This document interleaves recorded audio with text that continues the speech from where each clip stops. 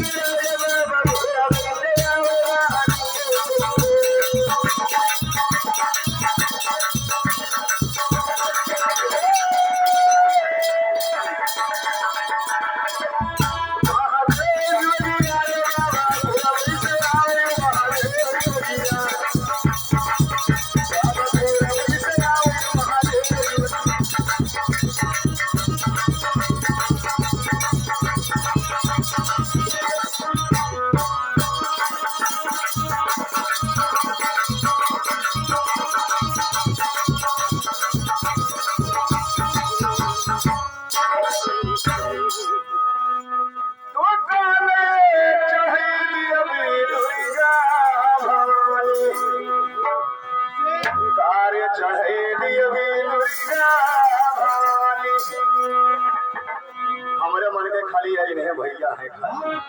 अरे बहुत नान मन का अरे के हमारे कार्य चढ़े देवी दुर्गा भवानी बाबा कार्य चढ़े महादेव जोगिया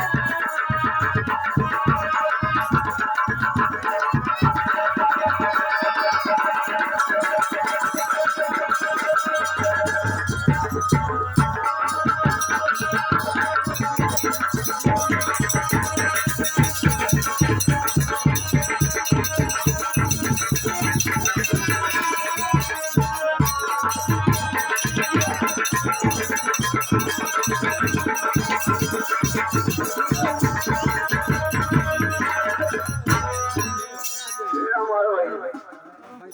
बाबा कुछ सुने ले बाबा कोण नाही बनवलं सगळं कोण बाबा खाली मेहनत करती ना